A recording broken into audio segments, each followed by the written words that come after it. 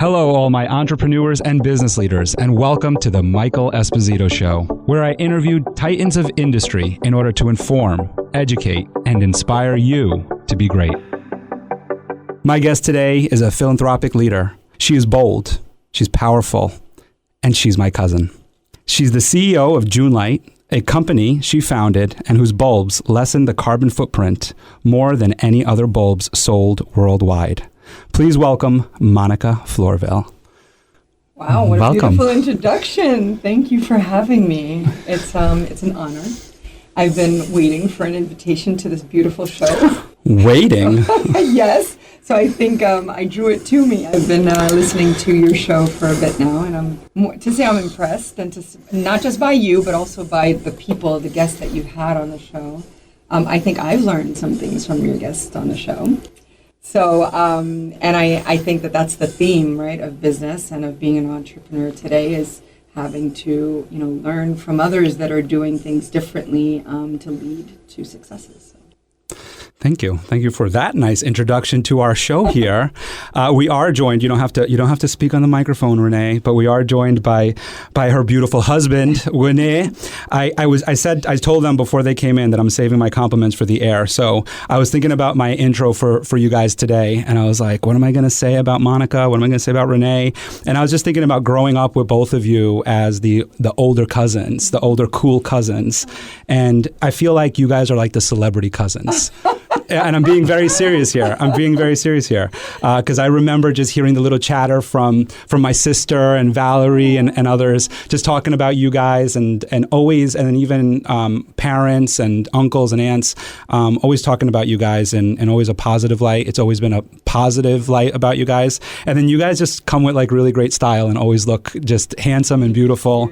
So I know it's a little bit of a love fest, but you're my cousins, and I can do that. The love is there for on both ends. We appreciate you. Actually, when we talk about our wedding, which happened, 21 years ago, we think about you, and because you were the theme, you were the thing at our wedding. You were that person that made our wedding what it was, and you were young, but you still commanded the entire space. You didn't know like some of our friends, and you just dragged them in and made everybody a union. And I think that this has led you somewhat to where you are today, is being able to just bring people together and listen and laugh and enjoy life. And so thank you. Cool. We love you just as much, and if not more, because I think we have a larger context, because we've seen you as a little kid, and it's crazy how old we are, but anyhow. As a little pain in the butt. Yes, no, that wasn't you, that was your brother. So back to you, Monica. But yeah, I wanted to put that out there because it is important to me, and I do interview people that I don't know and I just meet for the very first time. And so I was really looking forward to today. And you brought something up in kind of like your introduction, which is like talking about manifestation. Yeah. And I was just thinking about the podcast today and the interview today, and I was like, I could just visualize. This is the visualization that I had, was just you and me laughing and having a good time. And so I see that. I also see us crying somewhat, because I think that you are going to be touching on some emotional parts in your story, and I'm not going to hold back because I think that they're very important to your journey. And so with that, I'd like to start with your childhood, which knowing you growing up, we know each other from parties and having fun, and why would we talk about these things, right? But of course, I am very well aware of the history of Haiti and understanding of it, but I did not know of your upbringing in Haiti, and that during the time that you grew up there were a lot of things going on that I'm going to let you share. So I'm going to let you take it from there, of when you were a little girl in Haiti. Great. I think that I think my every step is influenced highly by my childhood, and it's always in a good way. So I grew up, as you say, in Haiti. I was born here in New York, and I moved to Haiti. My father's Haitian, and I was always, even as a child, extremely aware of my surroundings and the events happening. So that awareness has stayed with me up until today, which leads into the manifestation conversation later. But within that awareness was the political situation and the climate in Haiti. The political climate was always, it had a tendency to dictate our lives heavily, more so than it would probably do here. I think people here can be, because it's a more macro approach, with regards to politics can be led by it, but it's not on a true day-to-day basis. Us in Haiti, our basics were determined by the political climate. So when I say our basics, our access to electricity, our access to food immediately, our access to a car having gasoline in it. So our everyday lives are impacted heavily by that. So to narrow that down to where I connected with June Lite, or connected June Lite to my childhood, is when I was a child, didn't have a lot of electricity because I lived through the embargo phase of Haiti, which happened when Duvalier, the former dictator, left Haiti or was ousted from Haiti. We had an embargo shortly after in the 80s, and we really didn't have a lot of electricity, so I used to study via kerosene lamp, and it was a problem because sometimes we couldn't even find the kerosene for the lamp. So then you had a candle. So my idea of electricity was usually by a lit flame. Okay, I could see via that at night, read, write, have conversations with my parents, all with a lit flame. Anyhow, getting back to the connection with June Lite, my father, because again, I was aware, I would talk to my dad about the situation, the political situation in Haiti, and the fact that running water was an issue, when he was planning where he was going to get water that day, electricity was an issue. And he brought me to Pelig. Pelig is the hydroelectrical plant in Haiti, because he was passionate about it, something I didn't know, and he was, I guess, a forward thinker in this regard.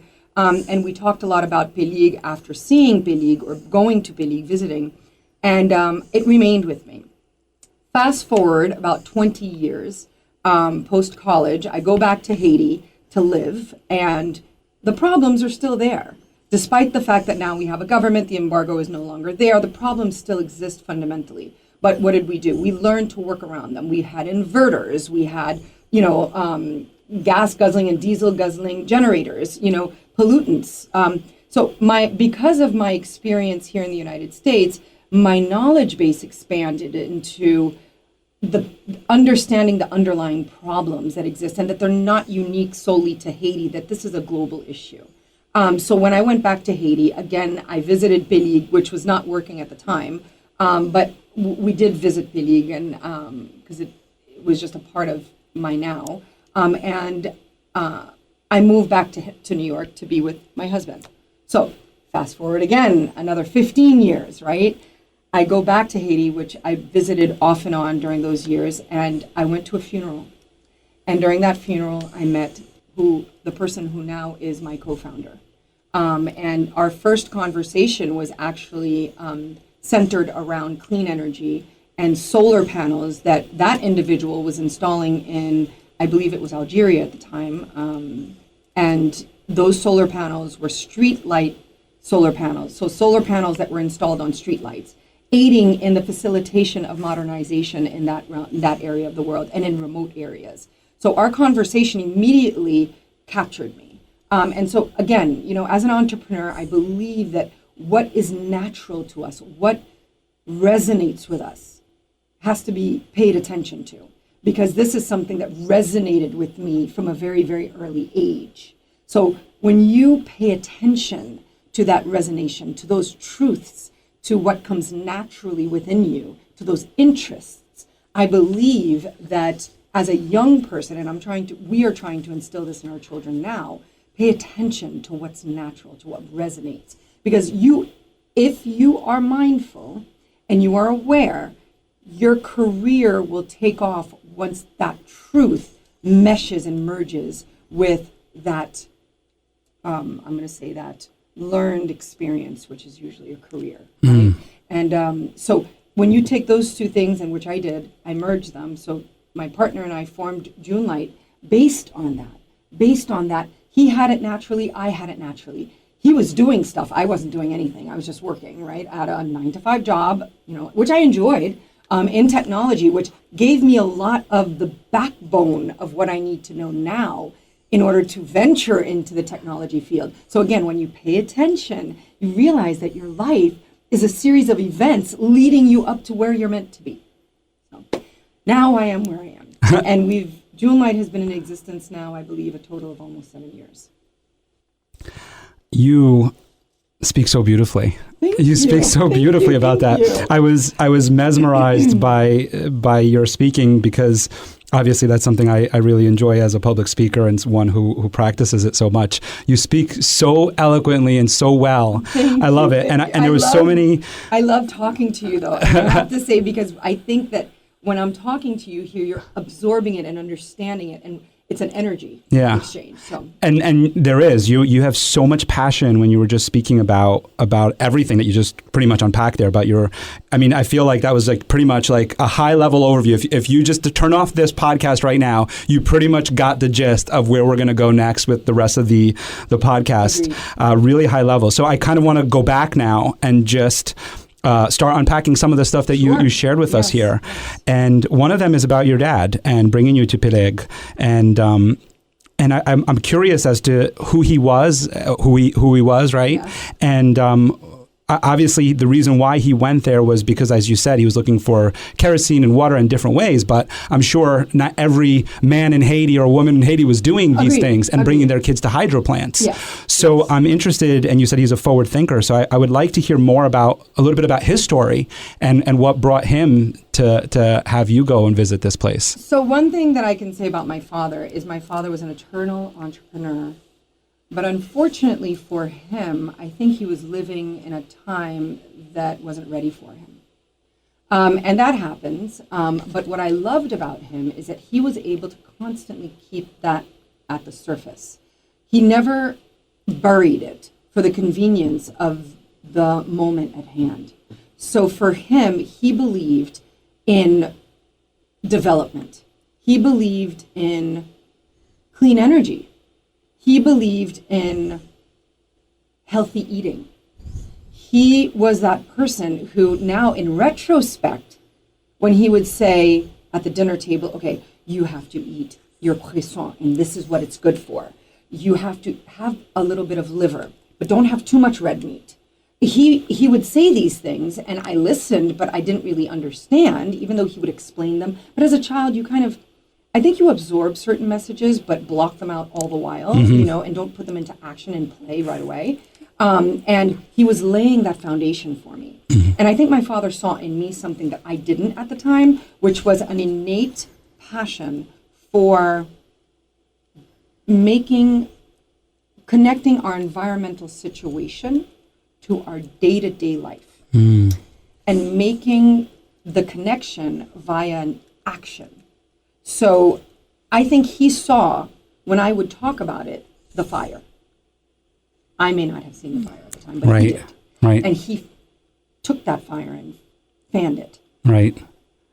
He's passed now, and I would love to have been able to go back and say, were you doing that deliberately, Because I know what I do with our children, and I know we both do it all the time, and I know you do it. He was. But he was. And now, in hindsight, I'm going, wow. And share his name with us? Wow. Ernst Rodriguez. Ernst Rodriguez. Yes. And he had that beautiful way of doing things, which he did things with such a grace with me. And it wasn't imposing his way of thinking. It wasn't imposing the situation on me. It wasn't even trying to teach me a lesson. It was just having a conversation. And so yes, that's who he was. And he's gone now, as I said, for a while. He's been gone for 14 years. But he still, and I talk about him with my children all the time, Papi Ernst, because he had a way of doing things that I wish I could talk to him about now. Yeah. I see it in you with everything you just talked about, but I'm sure, and I can relate to it because yes, it is something I do with my daughters too, which is you see something that they grasp and they don't know it. And you see it, and you're like, okay, well then let me give you this opportunity, right? I'll share with you guys. For me, I obviously do the YouTube videos and the podcast and everything, and the girls are very well aware of it because a lot of times they're in it. Wait, they'll look back on it. At least they have that. They're going to have that with you. Yeah, and so they watch these videos. You know who taught me that? Actually, it's so wild. I watched a documentary, and I think it was on Muhammad Ali, or there was a clip of Muhammad Ali in it, and it was Muhammad Ali it was about Muhammad Muhammad Ali?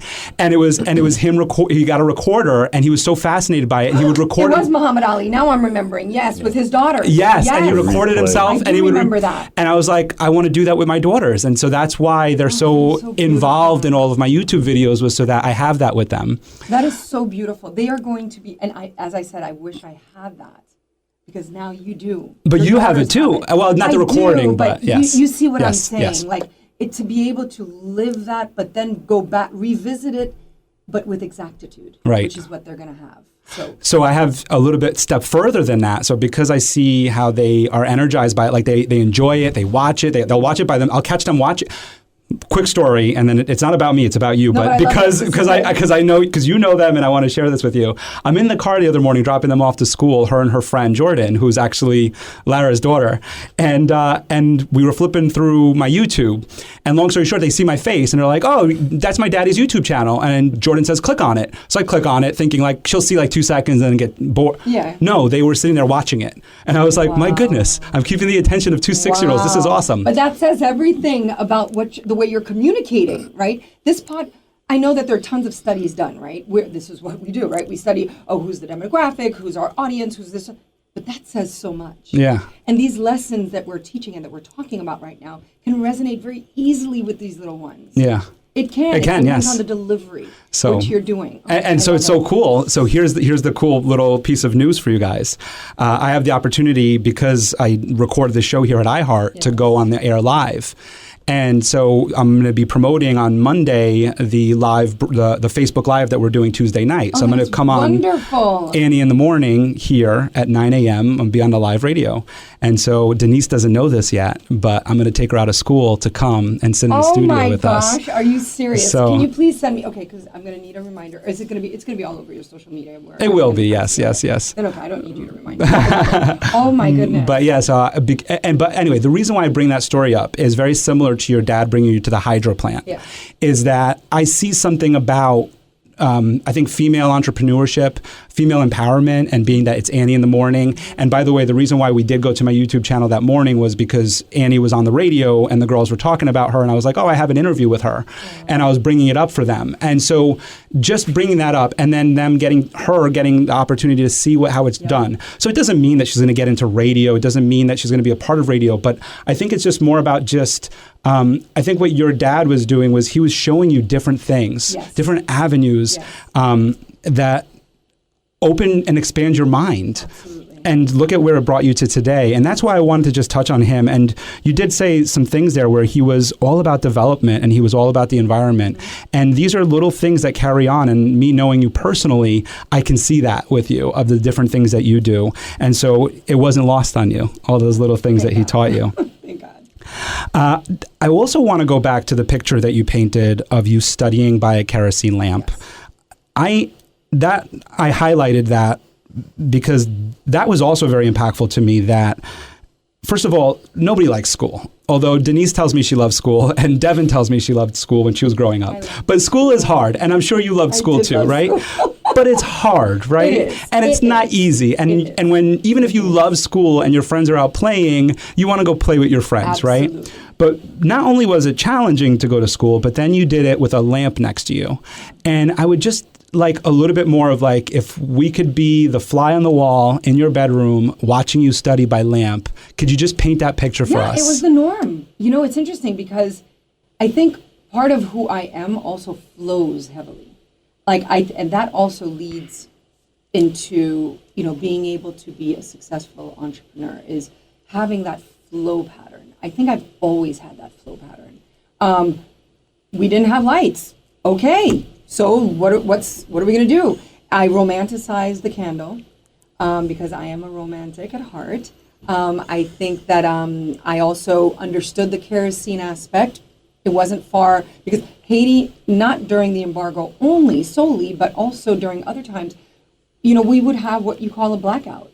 You've heard of this. Oh, I've experienced them. Exactly. So the way we dealt with life was, okay, sometimes you had electricity, sometimes you didn't. This was just for a longer period of time. Mm-hmm. So I don't feel that I didn't feel like, oh, poor us. No, I just wanted the solution. I was like, how do we make this better? Mm-hmm. How do we not have this happen? Not all of Haiti can afford to have inverters and generators and purchase the diesel, or the gasoline or what have you. No, or the batteries for the inverters. You have a large percentage of the population that cannot. And a large percentage of that population are living in areas that are off the grid. So even with the grid being what it is, there are large percentages of the population that are off the grid. How can we access them? How can we help them? How can we get them electricity?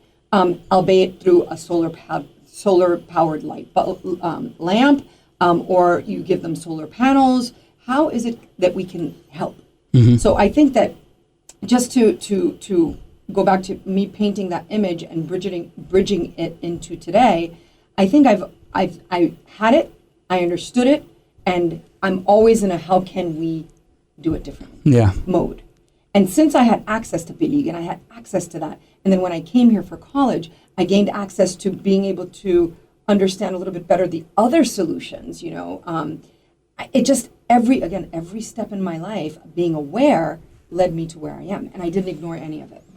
That's like pretty much exactly what I meant when I was talking about school is hard, and it's going back to that entrepreneurial mindset of that. It might be hard, it might be difficult, and I like that you said you romanticized it, because by making this hard moment or whatever it is that we're going through, and when we look at business, we look at the ups and downs of business or whatever it is, and as an entrepreneur or even in family life. If we could just embrace it and, like you said, be aware, be present in that moment, and then love it for what it is. Exactly. And I've used this quote a few times, but Tony Robbins talks about it's not happening to you, it's happening for you. Yes. And you think about that and how it strengthens you and who you are. The other thing that comes out of this need and this hard time of having to study by candlelight, right, which you made the best of and you did obviously very well with, is that then you started thinking about how can I make this situation better, not just for myself, but I think this is where the entrepreneurial mind comes in, is that it's not just doing something for ourselves, it's how can I make it better for everyone else. Absolutely. And you speak so much about that. And I think that's really probably what I got from this story that you shared with us here in my bio that I'm actually reading, but you also shared with us here. I want to move on to going to this funeral now. So you went back to Haiti, and this funeral was in Haiti then, It was right? in Haiti. Yep. And I watched a video. It's on your website, right? The video of your co-founder. Is that correct? My co-founder. Yes. So I got to see who it is a little bit. Could you share a little bit more about him and about this connection that you guys had? Because when you meet someone like that, and please, when you meet someone like that who has the same energy as you and is so powerful and is ready to take on the world, it's like you just can't stop, right? Well, that's the beauty here, right? So, and I think you're just like me. When you remain in that awareness and in that present moment and you meet someone, what do? You're a real listener at that point, right? You absorb what they're saying. You exchange energies. You're aware of doing that. Well, when I met this individual the first time, I immediately was fascinated by the stories, because I had zero stories in reality compared to this person, right? As I said, he was already doing. So what did I want to do? I wanted to do. How was I going to do? We met that funeral. I never spoke to him again for 10 years. Yes, 10 years. When I spoke to him again, we met, he wrote to me, and we discussed a project in Haiti. He says, I'm working on this particular project via LinkedIn. I'm working on this particular project. Would you be interested in bringing this project to Haiti? I remember our conversations. And I said, oh, wow, that sounds like a wonderful project. I said, but unfortunately, I won't be able to do that right now because I didn't have the means to do it. And he was like, okay. And we continued talking. And through that talking, we realized, wait a second, the passion is still there for clean energy. And I was working in technology. He was working on projects all over Africa. And what happened? We ended up talking about the first iteration of June Lite, which was a not-for-profit, funny enough. And it was called Light Now, which my dear hubby here created the logo for. It was called Light Now, and what we were going to do is raise money via way of what my former life did, which I loved event planning. So I event planned at the managed service provider I worked for about 7 years. And I said, okay, I can plan these wonderful events, and what will happen from there? We will raise money and we will purchase LED bulbs for nations, for countries still utilizing incandescent bulbs. So an incandescent, you know what an incandescent bulb, that's the bulb that we always knew that drew a lot, you would see 100 watts on it, and it drew a lot of power from the grid. And I was like, look, we'll get them LED lights. It pulls less on their grid and it'll assist them. Light now did not take off. And this is one thing, again, as an entrepreneur, there's a key, and we need to pay attention to that key many times. You can jump through hoops to make something work. If it's not working, pay attention and understand that you need to shift gears. So immediately when we did everything that we knew we needed to do to make it work and it wasn't working, we shifted gears. And we said, you know what? Let's change this a little bit. What we'll do is that we'll sell light bulbs and we'll donate a light bulb. So we turned it into a business. That's where June Lite came from. And shortly into our process, we realized, wait a second. Light pollution is a very real thing. Are we going to be a part of that? We don't want to be a part of contributing to light pollution. Within this process, we then again shifted gears and changed our entire model. How can we become part of the solution, the real solution? Lessening the carbon footprint, right? We said, let's donate trees with every light purchased instead, which then led our company to every light bulb is the light bulb that contributes the least to the carbon footprint globally. Because with every light bulb, we donate a tree. And what happens with trees? It's simple. Trees contribute to the oxygen we breathe every day, right? They absorb the carbon dioxide and they emit the oxygen. So we're lessening the carbon footprint every day through the purchase of every light bulb. So it's not a direct impact from the light bulb, it's more of the way that you formulated the plan. Twofold. Right. It's twofold because they're LED light bulbs. So our LED light bulbs are contributing as well by lessening the pull on the grid. So it's a cleaner energy. And we have also our wonderful trees. Yeah, no, I love that because that's what I'm kind of trying to say here is that it's not that you reimagined the light bulb because of the light pollution issue. It's that you found another solution to this issue. You got it. And light bulbs are already sexy on their own. I love that from the light bulb person herself. Listen, I love light. I mean, lighting changes everything. Think about it. Yes. When you walk into a room and restaurants, I love restaurants for this purpose. If you walk into a restaurant that has taken into account the environment that you're in. I did all my college internships at Disney, by the way, and they do this best. Okay. The Disney Walt Institute? Disney World. Yeah, right, Yes. but the right. You have the Disney U. Exactly. Right. Yes. And what they do is no one does it like Disney. Everything is centered around the experience, the real life experience. So you walk into a restaurant at Disney, their lighting will be apropos. So I was always aware of lighting in a space. So you walk into a space, the lighting either makes or breaks the environment, the experience, just as much as the smell or the sounds that you're hearing. So yes, lighting is a very sexy thing. It's a very palpable, tangible, it has a pulse to it that can really change the environment. We know this, like you dim a light, automatically becomes romantic, right? Right. So yes, lighting is huge for me. I'm very passionate about lighting. I could see you like developing some more. I love lighting. I love lighting. Again, the romanticizing of the candle, right? It's a light. That's right. Yeah. It does link all back to that. Yes. I want to go a little bit further into some of your background of the technology, the event planning, and then something that you did right here for us, which also I thought was very important. And you just spoke about it, which was that you've lived a lot of successes and failures without losing steam. Yes. And I think that that's really important. And I would like to just kind of go into that a little bit with you. Sure. And I know that you've been there too. Oh my God. I mean, we've all been in that space where the word failure, many people say, oh, he failed. Like there's such a negative connotation with that, right? I don't place any negative connotation on failure. I see failure, especially as an entrepreneur, as a different way of maybe seeing things, how you're meant to see things, right? Or do things. So for June Lite in general, we've had our ups and our downs, a lot of downs. And with COVID, it was a big down, right? But we took, every time we faced, and I say we, I have a team that we've built globally. And this team was built in such an organic way. This team was built in a way where they came to us, they heard about the mission, and they came to us. And most of these people have day jobs. So what they wanted to do is just be a part of the movement, of the mission. So we built it in a way where we're talking. I remember speaking to a gentleman. Guess how I met the founder of Greener Ethiopia? This is just a side note. This is how the world works, and I know you're going to so love this. So I'm in a cab in DC. Not even a cab. It was, let me just say it's a cab, right? Like an Uber.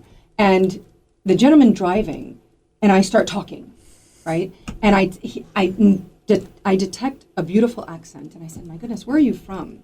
And he said, Ethiopia. And I said, wow, Ethiopia, I love Ethiopia. I was just reading about Ethiopia. I said, well, this is what I do on the side, because at the time I was working for my company. I said, this is what I do on the side. I have this beautiful, small little idea. And I said, one day I would like to travel to Ethiopia to expand on it. And he said, oh my goodness, my father is this individual, Pascal Waldemariam, who founded Greener Ethiopia and who has planted more than, at the time, it was about 26 million trees. And he's there now with my mom. If you end up going there one day, I'd love for you to meet them. Guess what? I did. About 3 months later, go to Ethiopia and spent the most amazing afternoon with them. And that video is on our website. I recorded him. He's amazing. And that is how we formed the relationship with Greener Ethiopia, and how today, to date, we're part of their team now, in essence, because we've worked so much with them. My partner sits on their board. It's just such a beautiful family. And to date, the 26 million trees has gone way past that. We even joke that we can't count. So it's just an experience that keeps on building itself based on that connection, the human connection, the follow through with that, the knowing, okay, I fell here. Let's get back to the part of the failure aspect. I fell here, but guess what? It's a stumble, right? It's a stumble that's redirecting me, constantly redirecting me. And I get that viscerally. Every single time, for instance, with the buy a light, give a light, we realized that was not the right path. To up and change everything. He, my dear husband here, changed our website again, and all the verbiage, writing the content, but we did it automatically, my partner and I think that that's why we work together. We work well together. We're very different. He is such a big idea person. I am as well, but I think what happens with me is I have a tendency to be a little bit more on the, how would I say this? A little bit more on the controlled side, right? So administrative side in terms of just running a business. Implementation. Exactly, implementing things, the follow through with that. He has these huge grandiose ideas. He introduced us actually to what we are selling now, which has become our main product, I'll say, which is Li-Fi. He introduced us to Li-Fi about 5 to 6 years ago. Not even, maybe 5 years ago, let me say anyways. And Li-Fi is light fidelity. Light fidelity is connecting to the internet via way of LED bulbs.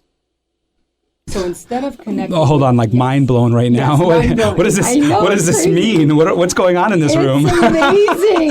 It's a fourth industrial revolution technology. So we are connecting to the internet yes. through a light bulb? Through a light bulb. All right, I need some explanation on that. I will give you, and Michael, I know this blows everyone away. It blew me away. Right. And I'm, again, passionate about it, right? So when it comes to Li-Fi, Li-Fi is light fidelity. Okay. So it's visual light communication, VLC. Mm-hmm. It's the way, if I could have invented connecting to the internet, that's how I would have done it. Mm-hmm. What happens is that, one, it's a healthy way to connect to the internet. So you're not exposed to radio frequency radiation the way you are with Wi-Fi. Okay. And I don't know how familiar you are with the studies on the side effects of being exposed to radio frequency radiation via Wi-Fi but it's huge. It's a huge ordeal. And all the top universities worldwide are talking about it right now. People, actually classes, schools are looking to rewire. Remember that old Ethernet cable? Right. Looking to rewire their environments just to lessen the exposure of students to RFR.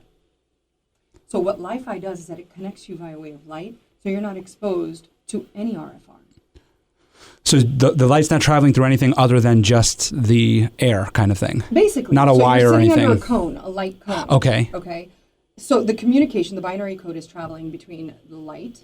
The light has a receptor in it, okay, an infrared, and it communicates with the light, with that device within the light, And what happens? And now, actually, I'm going to go further with you because there's a second iteration, third iteration of the evolution of Li-Fi.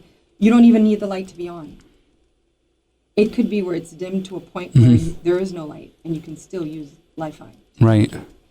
So it's a technology that has just blown everyone's mind, including myself. Right. And has been our, how do I put it? Our dormant product and service, which is now coming to the forefront. So we have the light bulbs, but now we have Li-Fi. And Li-Fi, and I'm going to announce this now on the air, and this is the first anyone is hearing about it. We are going to be the first company nationwide to put Li-Fi in a school. Oh, wow. And where is the school? The school is on Long Island. It's Lawrence Woodmere Academy. They're going to be the first school in New York on Long Island, and as per our research, nationwide to implement Li-Fi in their environment. So we are making history. When is this happening? This is happening in a few weeks. Oh, wow. Actually, yeah. Oh, my goodness. So it's a wonderful, and we've partnered with an amazing company. You'll know it as Philips Lighting. Yes. But it's Signify. Their lighting division for Li-Fi has actually, it's Signify that has adopted and actually expanded on Li-Fi, and now they're the leading provider of Li-Fi, and we've partnered with them. So they are helping us. They're an amazing company. They're carbon neutral. Imagine Philips. Imagine the size of that company globally. They're an entirely carbon neutral company. I think I understand carbon neutral. There's a couple things I want to go into, but I would like you to just explain carbon neutral real quick. Okay. So when you say a company is carbon neutral, that means they don't offend the environment in any way. Okay? And they don't contribute to the carbon footprint in the way other offenders do. Right. So they're very mindful of their activities. So their electricity, where does it come from? Is it an offender, or does it embrace how they treat the environment? Does it treat the environment properly? Is it conducive to allowing our environment to flourish? That is a carbon neutral approach to running a company. Right. So Philips Lighting, or rather Signify in this case, is completely carbon neutral globally. That's a great partner. And that was a huge, oh my goodness. And what I love most about them is just how supportive they are of partners that are aiming to become carbon neutral. Right. And they're embracing us. We are, I like to say we're a child and they're a parent, in a way, even though we're partners. They're much bigger than we are, and that we can learn from them. And we are learning from them because they're very proactive in the pedagogic, and that's, I know that there's an English word to that also, but pedagogic way, they're teaching us and allowing us to be a part of their environment. So yes, our Li-Fi units now coming from Philips, and they are going to help us with the installation at Lawrence Woodmere. Yeah, so then you have access to the resources of such a large corporation. Exactly. It's nice to see the two working hand in hand too, of the, as you would call it, small, as we would all call it, small business, right? Entrepreneur, this small shop, right? And then we're coming and we're working in conjunction with this huge corporation. And to hear that it's a carbon neutral and it's in line with your mission and your values and who you are. Our values. I love that you use the word values. Can I harp on that? Yes, please. I do want to just say that this podcast is not live. So for those listening right now, this has happened already now. So you've just taken a moment back into the future. There you go. So this is it. Lawrence already has these Li-Fis, and you can go check them out. Yes. But yes, go ahead and. No, I want to go to the value aspect, right? We were raised with values, very similar values. You, Renee, myself. The Haitian values, the beautiful Haitian and Italian values in your case, those values have to be able to transcend into your day-to-day activity in business.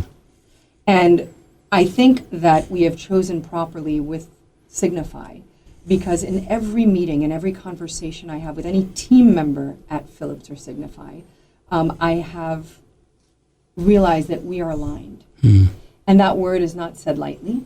We're aligned on a value sense. And when you bring your core values into your day-to-day activity, such as what you're doing now, you know, the respect, the let's do this with fervor and with passion, and let's do it right, and let's be respectful of others and the environment, and you know, let's go full throttle. That value has been lived and breathed by everybody in the June Lite ethos, including you now. And I think that helps propel the mission forward. So I'm very happy to talk about values. I can go on tangents with that, but I think here to make it specific to business, if you're living that truth, remember, since I'm little, recognizing the truth, being pushed towards that truth with every action and recognizing that it exists, and then living that truth viscerally with everyone that's around you, and that recognition of what they bring to the table. I know what you bring to the table. I know how you contribute to the June Lite ethos. I know how you contribute to my life, to my children's life when they're around you. That value, if you're consistent with it and it's true, there's no stopping what you become. There is no limit to what you become. We're going to end there. No, I was just kidding. I am totally just kidding. That was just too beautiful. It's true. And I'm saying it and I have goosebumps. Yes, that was beautiful. Thank you. It really was. But yeah, you're acting in your integrity. Yes. Is the whole thing to it, and it's so important. There's no way we're ending there, just so you know, because there's just too much here. We do have a lot of things that I feel that, like, now that we're on this, like I just, and you and I do this all the time. Yeah. We can talk and talk and talk about it. But yeah, so you there's a lot of things here that I want to just talk about. And one of them, just to kind of just touch on real quick, is just a cab ride in an Uber and what it led to this partnership with Green Ethiopia. And I think it's connections, but as entrepreneurs, as business leaders, it's also communication. It's keeping always open the lines of communication and never just dismissing someone for, oh, they're a cab driver or this person's just on the subway. You never know who it is. That's behind the wheel, that's in front of you, that you're speaking to on the phone. And so it's really important. And this is so funny because on my way here, interrupting me in my Whitney Houston song ballad, I received a phone call. I always love you. And because I knew I was meeting you here today, I received a phone call. I didn't know if it was iHeart or whatever that was calling. So I actually answered it. Typically, I don't answer if I don't recognize a number. And it was a telemarketer. Yeah. And I was thinking, like, I don't have time to speak with this telemarketer. I'm in the middle of of warming up my vocal cords here. But I thought about it, and I was just like, but this other person's on the other line, and she's trying to communicate her values, right? She's trying to communicate to me something that she's passionate about and share it with me. How rude of me to cut her off and just tell her I'm not interested and be rude. So I allowed her to finish. Your values. Right. I allowed her to. Thank you. I allowed her to finish, and when she was done telling me everything about, it was actually for Highlights magazine. There you go. There you go. I said, thank you so much. I appreciate it. We're not interested. I would just politely let her go. But the reason why I bring that up is just more about, you just never know who you're speaking with and how you're going to impact that person's life. And that's what I was thinking about when I did that with the phone call was, who knows what phone call she has next to make, or how her day is going, or what's going on in her life right now. And so it's so important. And when you just think about that Uber ride, and I'm just going to elaborate that on one more point, which is I was just listening to the story of one of the founders of Kayak, the travel company. And I forget his first name, but his last name is English. And he actually, because he does this when he worked at Kayak or owned it, he did this rating program with all his employees, and he felt that he needed to be rated. Do you know this story? I do. Oh my goodness, isn't it? Do you listen to how I built this? No, oh, okay, I don't. That's right. That's where I got it from. I read. You know what? I'm a big reader. You're a big reader. And isn't this so cool that because he was doing this and speaking about values again, right? He decided, I'm going to be an Uber driver. Yes. And up until COVID, and only because of his health and he wanted to make sure he was safe, he still drives an Uber. And he's a billionaire. But that's the thing. There's no such thing. You said two words that a lot of people string together, and I paid attention to this because it rung with me immediately. The just is. There's no such thing as just is. Yes. Everybody is. Right. That just part can be put aside. Mm-hmm. It's the I am. Yes. Right? So when I meet someone, and this is consistent, Renee's been with me now for 21 years, or married to me for 21 years, and we've been together for maybe 25 or 26, but friends for way longer than that. Anyone I meet is. And that automatic reaction of just love and talking, communicating and connecting, even just through watching or looking at the person directly in the eye, that establishes your next. No matter what it is. Whether it's you get out that car, just as a side note, when he dropped me off, we continued talking, and then we got out and hugged. We were hugging each other. I had just met this individual. it is special to recognize the is in everyone and in everything. And again, take that and bring it into what you choose to do, because it is a choice to follow that route. It's not an easy one.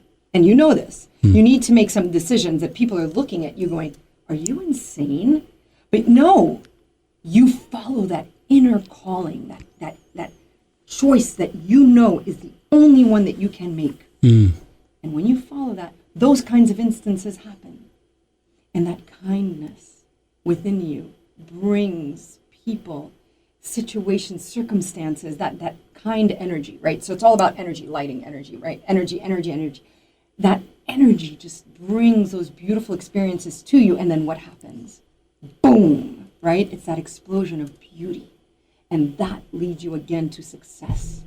It's keeping that truth, keeping with that truth, which, yes, I'm sorry. I know I went off on my tangent. I want you to go off. This is the Monica show today. I'm visualizing you. I'm like going, wow, I wonder if when a junior, and Noah get to sit during a coffee and listen to their mother speak like this. Every day. As children, we don't appreciate our parents as much as we might want to, but they have this recording now to listen back to and hear the passion. And I think one of them's gonna be like this. Oh my goodness. And the other one's gonna be like, yes, Mama. No, so different. It's so beautiful. I see a TED Talk in you, but I really appreciate you bringing up the fact of not just is, and that's really important too. And we look at it in the business sense, right? In the entrepreneurial sense of employees and partnerships with other people, is understanding that a secretary, an administrator, someone answering the phones, they're not just someone answering the phones. Exactly. And that whole, there's this. I tell her, and I'm sure you're going to relate to this, I tell our children all the time, I have no prejudice against any, what we call in Haiti, métier. That's a job. None whatsoever. You can be whatever you want, just as long as you are the best at that. Yes. I will support you. Your father will support you. We are there to help you. Right. However, make sure you're following that inner voice, that calling, and you are being true to yourself, and you are being good to every single person that you meet that is on your path. Yes, operating on all cylinders. Exactly, and when that happens, again, there's a garbage person could we live without garbage men and garbage women? No. Right. We need them, yes. They're amazing. Right. You know, what they do is beautiful. Shoemaker, whatever it may be. There's no, again, we're going to bring in the French here a little bit. Y a pas de sous-métier. There's no career that's stupid. Right. You understand? You need it all. As it comes from inside. Yes. You see? Yeah. So.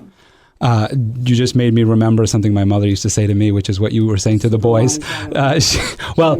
She knows I like cars, so she would say, "You're a Ferrari operating on one cylinder."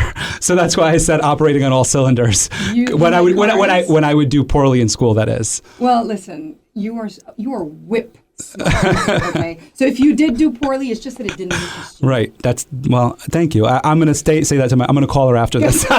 She's like, that Monica. No, I'm kidding. I want to go back to speaking about schools, right? Yes. So we're talking about lo-fi, and you're talking about bringing li-fi, excuse me. It's easy to remember. Yes. And it's light fidelity. Yes. And what it does and how it works. And I'm just thinking about your work in Ethiopia and in Haiti, and I'm thinking that this is something that this is easier for the population to access, because if they have access to light, then they have access to internet, right? Yes, and eventually we're going to, and for Haiti right now, given the political climate, which we talked about before, it's not really the place that I'm going to go, just currently right now. I think there's a lot of, it wouldn't fare as well as it could. And I really would like to maximize that opportunity once I go there. But for Ethiopia, it's already becoming a reality. So we have a network vis-a-vis Greener Ethiopia that's the majority of the people that sit on the board of Greener Ethiopia are businessmen and women, and they do have contacts in Ethiopia. And they're doing a lot of good things in terms of, whether it be the educational sector, whether it just be bringing business into the country, whether it be providing jobs to people in the country, and which is why I love working with Greener Ethiopia. Bedru Sultan is a very close ally to June Lite, and actually he is going to be a June Lite board member very soon. He is a point person for us, and he is an advocate for Li-Fi. He understands Li-Fi fundamentally, has appreciated it, excuse me, from day one, and has been on the journey with us since we established the relationship. He is actually one of the founders, the co-founders of Greener Ethiopia, and he's all over the internet. And he, myself, and my partner, and a lot of our network have decided to bring Li-Fi to Ethiopia now. So we are in the process of working with him and all of his he has a company in Ethiopia and the extension of his company to bring Li-Fi into Ethiopia. I think we understand carbon footprint, and we talked about carbon neutral, and I think we with the whole talks of global warming and everything, we understand the importance of these light bulbs that June Lite offers. I would like to hear a little bit more about the impact that bringing internet to these other countries might have on them. That's a beautiful avenue to go down because, I actually have two conversations that I have with myself. I have the conservation aspect with regards to, let's say, a country like Africa, in the rural regions of Africa, that I am an advocate of. The conservation of their old ways, their traditions, and they have not been as impacted as they could have been if they had the access to the rest of the world via the internet. So the preservation of that, on one hand, is important to me. This is where I think I have a little conversation with myself, as I said in the beginning, because bringing the internet into certain spaces exposes them to the world at large. And that is a very independent, and people have a lot of opinions, strong opinions, as to whether or not we should do that. In the event and to support what I will say in quote is progress, bringing the internet to them could help them move into a different space. Okay, I still work with myself to decide whether that's the right step or not. But if there is a school, let's say, within the region, we can come in with Li-Fi and help facilitate their exposure via way of their educational environment via way of Li-Fi. So it can bridge the world and them in a different way that is a more controlled way via way their educators. And again, this is not my decision. That is entirely theirs. But we do want to make it available to them. And so I go back to schools all the time because I think it's important. The internet connectivity in schools right now is one that arguably is not the healthiest. And with regards to Africa, some of these schools do not have access to the internet, but many of the people have phones, even in the most rural areas. So they do have access via their phone, right? So what are we looking at right now is an environment that we want to enrich a little bit. So bringing computers into their environment if they don't already have it, and giving them access to the internet via light, we as June Lite are seeing as a healthier way of connecting to the internet. You know what's interesting is that when you were speaking about decision, I wrote the word choice down. And you were speaking about choice earlier, and I think when you speak about bringing it to a school, you're offering the choice. Yes. Because it's in a school, it's in a learning environment. They're making a decision, they're choosing to learn, they're choosing to learn about other things, and that's where you're offering it. So I think you are offering them the choice. How can we maximize their experience at school as long as the administrators of that school are receptive? I don't believe in forcing it. It's kind of like the light pollution situation, right? Yes. Some people don't want to have a light bulb in their, let's say a hut. They may not want to. Right. It may not be aligned with their truth. Who are we to walk in and impose it? Right. But we do want to make it available. So if, in fact, the administration of that school in a rural area in Ethiopia, and the government also is involved, and they want to allow that to be an option, we are here to provide that option. Yeah, I think that's important, though, to facilitate that. I think I understand your struggle, and I think, it's really hard because there's a culture there that you don't want to disturb, and it's a beautiful culture, and they're happy the way that they are. And forgive me for this not sounding or coming across the right way, but it's almost like ignorance is bliss, right? Where they live in the environment that they live in, and they're happy with it. Yes. And whatever they're doing there, they don't want to know what the outside world is doing. And you think about some of the great things that the internet has brought to us. I mean, look at it's bringing us here today, right? The internet is why we're able to do this podcast. It streams on the internet. So there's great things. There's also negative things. And so I think that is what you're probably balancing is like the pros and the cons. I do think that the pros certainly outweigh the cons in that sense.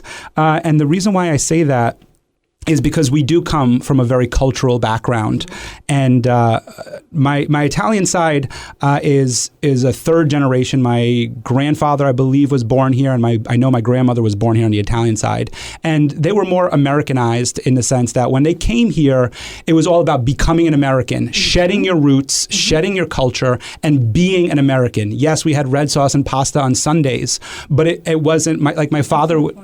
Yeah, like my father would say, his grandparents spoke Italian in the house, but they did not want him to learn Italian. They wanted him to learn English because he was an American. Yes. And that was very important to them back then. Whereas our family on the Haitian side, it was very important to us to keep our Haitian culture. I am a white man who, whenever I tell someone I'm Haitian, they look at me like I'm crazy. But I keep those Haitian roots, and that's because of my parents, your parents, aunts, uncles, cousins, everybody. We kept our Haitian roots, the Haitian art, and everything in their homes. And so the reason why I bring this up is that debate that you might be having, and I think any entrepreneur has when they're disrupting a different environment, is that there's a way for it to coexist. Is that we were able to come from Haiti, not me, but my mother did. My aunts, uncles, cousins came from Haiti. They were able to come from there, come to America, become Americanized, but keep their culture, keep their roots, keep their traditions alive, and not just keep them alive, but then pass them on to someone like me who would be easily passed as just an American, an Italian American, and I could just move on with my life. Yes. And you speak French. Of course, yeah. But you don't speak Italian, do you? No. See, there you go. Right. And I hear what you're saying, and it just, again, and are you going to pass this on to your daughters as heavily? Yeah. So it's an interesting question because part of the debate that I'm having, well, it's no longer a debate. It's actually a decision that I've made. It was something that I had to tell people this is what I'm doing. Yeah. It's not a question anymore. Yeah. Is the insurance company that I'm starting, our mission from day one is to do work in Haiti, to be a part of the medical mission in Haiti from day one. And I have an ambitious goal. I'll share it with you here. It's an ambitious goal, but I've written to Father Rick, and what I want to do is be able to fund, not in this year, but in the coming years, to be able to fund the building of a hospital in Haiti. It's a passion of mine, and obviously emotional when I speak about it. But how could my children not know about it when the company is named after them, Den 10, Denise and Tenley? And so, of course, they know about it. And it's our mission from day one to impact Haiti. I circled something here to come back to you and get off of me. No, I want to touch on what you're saying really quickly, about if you don't mind. Global impact. Go ahead. Okay, so first of all, that is amazing. And in any way that June Lite can help you, we will help you. So that comes to lighting. And I don't know if you know this, but in hospitals, there are certain areas in hospitals where you cannot access the internet because Wi-Fi is not allowed in that space. Well, Li-Fi is. So we will outfit your hospital when that time comes. Well, thank you. And that was, by the way, you dropped a little something. That's the first time I talked about that on the air. So I dropped a little something for you, too. Wow, history's being made all around the country. Like, I love this. Yeah. This is wonderful. But and I'm very proud of you. It does come back. Thank you so much. It does come back to global impact. And when we're building these organizations and having a global impact, and part of the debate that I was having with others was that our communities aren't just where we live. Our communities are around us, are global. And I think about you and your culture and your Haitian, right? And the global, it's not just about... It actually started in... we did bring light bulbs 4 years ago about. And So it did start in Haiti, which was extremely important to me, being that obviously I'm in love with my country, but it extended to Ethiopia before. So it was Ethiopia and Haiti. See, I just had to pull back a little bit with Haiti, as I said, because of the situation. For the situations. But that what we're talking about does go back to a couple things. And one of them is about your philanthropic angle on any business that you do. So I was thinking about what I'm doing there at Den 10, and then thinking about how you're doing this. So I did have a couple questions, but we are coming up on an hour, and so I'm like, all right. I know we could go on for another, yes, but we're not going to. We certainly could. I want to just make sure I touch on a few things, and one of them is just identifying a few things. One of them is that Greener Ethiopia, that's a non-for-profit. Yes. And then June Lite is a for-profit. Yes, it is. Right? Absolutely. Okay, so that was important to just try to understand. And then I do want to speak about this now, about your philanthropic angle whenever you go and accomplish something on an entrepreneurial level or any level that is, and why that is for you. I'm going to circle back to what I had said originally. I think that what resonates most true, let me just state this. I think we are here to help each other. I think that's our purpose here. And when you understand the impact that you can have on people, it could be very little, it could be huge. I'm just speaking in general. Just a good morning, just a smile. Let's talk about that simple impact. When you walk in the door somewhere and you smile and you give them a good energy, a loving energy, that impact is felt. Can you imagine when you choose to, with your life's work at creating small, medium, and large effects of the sort. I believe that in business in general, there is no good business without caring for the next, without caring for your community, your immediate community, and your community at large. It's just finding what within that helping frame you're passionate about. What gives you that fire? For me, that fire comes from providing or living in harmony with the environment. And that's a macro view. Getting to the micro view is energy. And even a more micro view is lighting.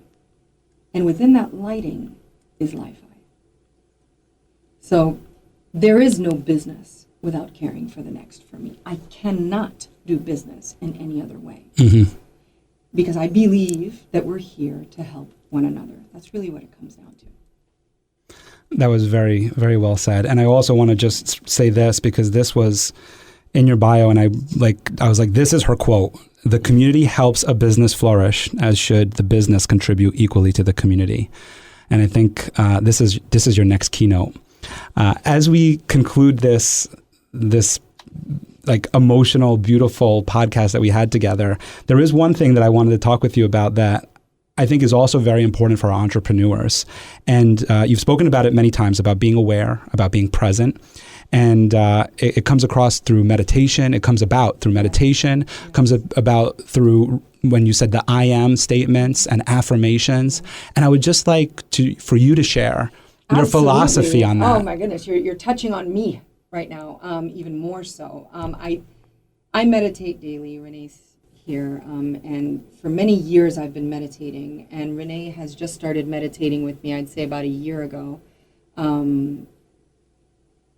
Becoming more yourself every day, I think, is the most beautiful journey that could possibly exist. And everybody in your surrounding, again, your inner community and then your community at large, benefits from that. My awareness of myself allows me to live in truth. That truth is the propeller behind everything you see, behind my children living the way they live, behind my company becoming what it's becoming, behind my husband and my relationship, behind my friendships, behind that truth, and that truth can be named one thing. There's a name to this truth, and it's love. That love bleeds into what others may see as passion. Mm-hmm.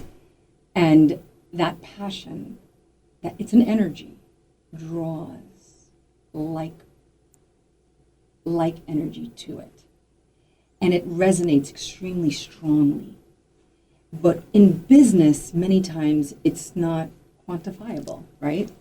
I am the person that's going to say, and I'm not going to disagree, I'm just going to say, yes, it is. Because my entire environment, do I read spreadsheets super well? Probably not. Am I that person that will walk out the door and be that alpha female? Probably not. I live in that love realm, which is the truth. Everything around me then extends past that. It becomes because of that. Makes sense? Yeah. Did I answer your question? Yeah, no, it's true. I mean, knowing you personally, you do radiate that love. You do, and I think that you may not be aware of it, but you are that alpha female. Well, yeah, but the traditional, it's like Yes, I'm usually the only woman in a boardroom, right? But especially in technology, we know it as an industry that unfortunately has not really. Many women don't come and get involved in technology. A lot do, and I'm there to promote them. But I'm usually the only woman in the room, but I don't feel the need to act like a man or to be, no, right. I walk in and I am me. I'm true to yourself. True to myself. Yes. Because that's the only thing that will actually lead us, I say us because it's June Lite, to where we need to be. Yeah. What has attracted everyone to us? It's that energy of just being and just, softness and grace and love and that good energy. Well, you said something the last time we saw each other, which was joie de vivre. Yes, a joie de vivre. And the joie de vivre, I think, we share this. You are that person. Someone meets you immediately. You're bright. You're a light. You're a light, I'm sure, to everybody that's around you. Well, I have oily skin, so. Anyways, along with that comes that glow, right? So, but you glow. You walk into a room, people go to you. And that glow is what? It's not propelled by anything other than love. You are that. And that's why the things around you are just unfolding in the best way possible because of that. When we get to the core of it all, who are we? It's the great I am. It's limitless. And it's that energy. And it's not surprising to me that I'm obsessed with everything energy, right? Yes. Lighting and li-fi and good energy. It's right. That energy that just keeps you healthy. It's the energy that, gives you that zest of, my goodness, let's do it. Yes. Right? Let's go forward. We can do this. Even when June Lite wasn't making a dime, I had all these people going, let's do this, and that to me is proof that we are on the right path. Yeah, and you talked about that too with your mission, yes. That people were driven to your company through your mission. I want to give you the opportunity to share June Lite's website and where people can learn more about it. And also, because this team that you've built, they've come to you. So are you taking on more team members? Is this something? Oh, absolutely. Again, it's the flow, right? So this morning we were on the phone. I was on the phone. I was texting with somebody, and I turned and looked at Renee and said, oh, this person just said she wants to work with June Lite. Oh, great. And, I am open, because what's beautiful about June Lite is that it's a canvas. I like to say it's a canvas with a whole bunch of swashes of paint, and people can draw whatever they want. It's like theater, right? Theater, I'm clearly a Black woman. I can be a Chinese woman in theater. I can portray a Chinese woman, and people will believe it as long as the delivery's there, right? So we have a company that's a canvas, right, with all these different colors all over. Come in and draw whatever you want on the canvas. Right. And we talk about this in a way, and it's not even lighthearted. It's truth. Because I believe fundamentally the people that are meant to be with June Lite and that are meant to contribute to June Lite will present themselves. And, I've really not had to look for people. It's not that, it's not like that standard operating procedure. We have to, put out an ad. And yes, that may come for certain areas that need industry specific knowledge. But even there, it's come to us. You know, I think that people have to be passionate. The only rule to working at June Lite, and I say rule, the only rule, truly, is that you cannot come to June Lite and have it be a job. It's a way of life. Right. It's like you said, it's a passion. Exactly. And, you know, we speak a lot about building culture as entrepreneurs, in business books and everything, building culture. But that is what builds culture, is by leading with that culture, by leading and showing them, here's what we are. And I love that image that you portray of just this, we're a clean canvas and just paint the walls. Yes, absolutely. And again, you know, I think it's a sign of the times. And I think a lot of companies, including myself, have benefited in a way, like always just trying to look at the positive side. Yes, we are living some unprecedented times right now. They've been extremely hard on all of us. Whether you lost someone or didn't, it's just been very difficult because I think, again, energetically, we're absorbing and recognizing really what's here. But when you sit down and look at the situation and you're like, you know what, this is an opportunity to rearrange things a little bit. You know, the working from home aspect, the being able to have more vacation, more work-life balance. This is what we're about. I value spending time on the soccer field with my sons. I may be on a conference call from time to time when I'm there, but I value that, and I know others do as well. So people that come on board here, it's again organic, they kind of resonate with that. They want to have a life, you know, and I say a life outside of just the office space. As long as you get your work done, what you have, you've committed to something. And again, when you commit to the path, to the walk, let's say, you've committed to that, that's all I'm going to hold you accountable for. If you take 30 vacation days, you know, you're like, look, Monica, I want to take a sabbatical and go to Brazil. We have a Brazil team who's amazing as well. And we're going to be working in the Amazon. That's something else I'm going to announce on the show. We're going to be working on the Amazon with this beautiful team in Brazil. But getting back to this individual that just says that they want to go to Brazil to the Amazon, go right ahead. You want to work with our team in Brazil and the Amazon? Go. You know, this is the culture that we're building at June Lite. And it's working. It's working. Obviously. I love that people are just coming to you and just like, hey, we want to work here.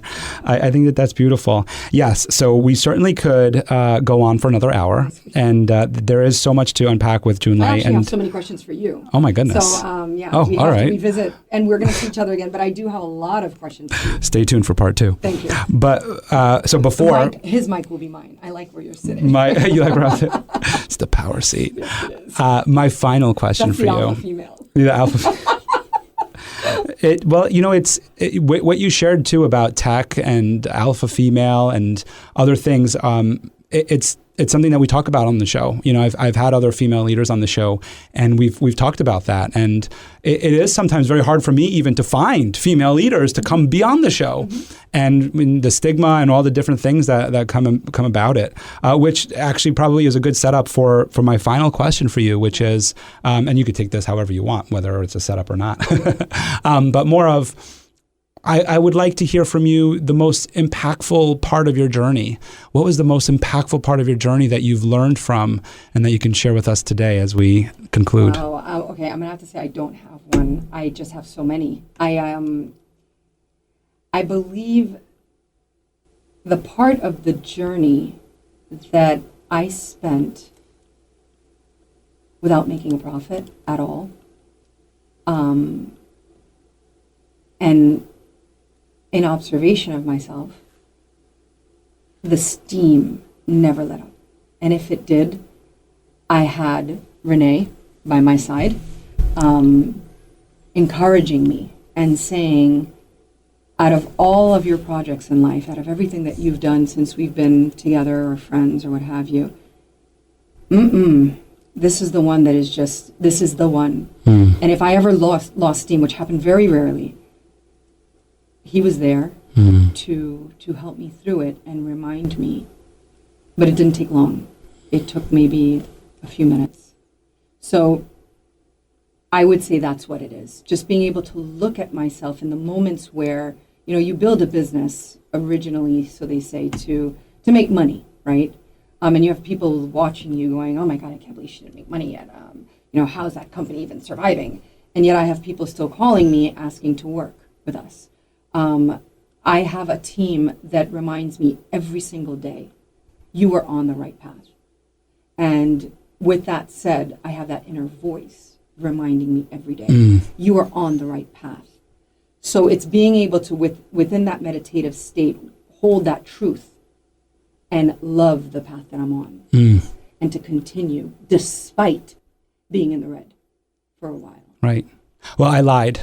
You made me think of another question that I have to ask you. Go ahead. But first, I will say that not all businesses are built to be profitable either, right? That's very true. And I think to your I am statements that you are successful even if it's not profitable.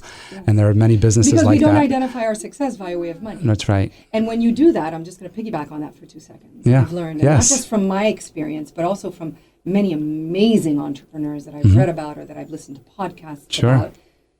When you are in business and you are doing it for another purpose other than making the money, you succeed. Yes. Yeah. And I'm living proof. You are. It is the truth, the way, and the life. I think I'm living proof too, by the way, just so you know, There you because go. without Devin, none of this happens. There you go. No, but yes. And when you recognize that you have a support system, I have my support. My support system extends to my mom, to my in-laws, to my everyone, friends, to my cousins. It's a huge network, and they're amazing. Right. And oof. And even just the support, and even just the supportive words sometimes, they mean so much more than even just $1 in the checking account. Yes. But the one question that I lied about that I said I had last question, but this one, I had to ask this because you do have such a positive personality and you do have such an aura about you. And so when I was asking you the question of challenge, I was thinking, okay, Monica's going to talk about that one moment when she shifted from being, upset and sad to being this positive person. And I feel like from your stories and from everything you just shared and the way that you answered that, I'm like, well, wait a second, she's always been this way. So that's where that second question comes from is where does that positivity come from that you've always had? From the flow, because I never really look at things as problems. Ever since childhood, never. everything. And I have a gentleman here, I'm not going to look at him. Yeah. I don't look at things as problems. I look at them as experiences that we have to get to the next space. And it's just constantly observing, constantly being aware of the lesson within that moment, so to speak. And I could go on for hours speaking about different situations that have happened where I can remember going, I had that eureka moment. Oh yeah, that's why that happened. Right. And I feel sentimentally that when we pay attention, again, there's a series of events in our lives.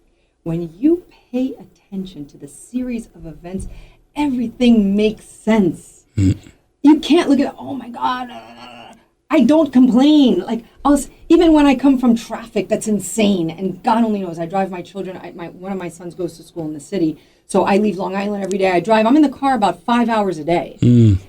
Rare. I don't even remember the times that I complain about the traffic. I'm like, oh, it was fine. I was on conference calls. Because it's not about that. Right. Life is a beautiful experience, and God only knows I've been through things that others may see and go, holy cow, really? I mean, really, what are deemed as issue problems, I have lived them, and they are there. But they have made me who I am. And I happen to really like that person. I like that person too. Thank you, Monica. Thank you so much for coming on today.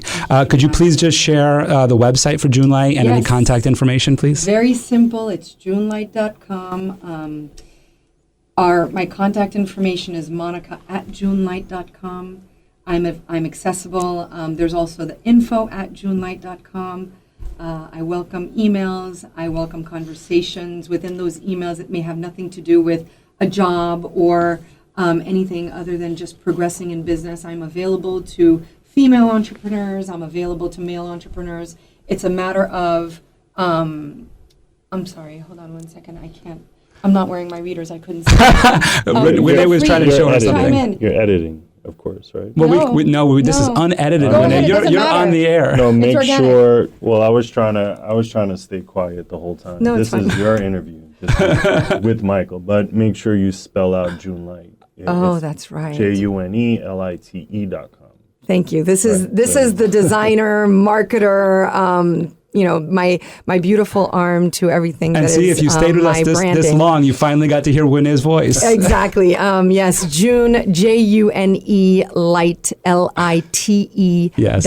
Yes. Thank you very much. You, Renee. Thank you for sharing that. This has been a wonderful conversation. I knew that we were going to have fun today. I knew that we were going to get deep. You're a deep person.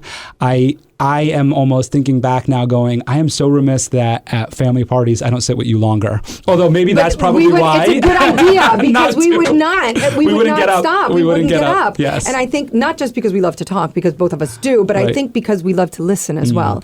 And I think you have so much to share.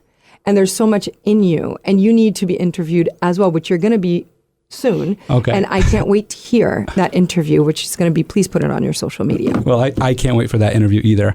Well, thank you, Monica, for coming on the show today. Thank you for having me. Thank you. Thank you. All right. It's an honor.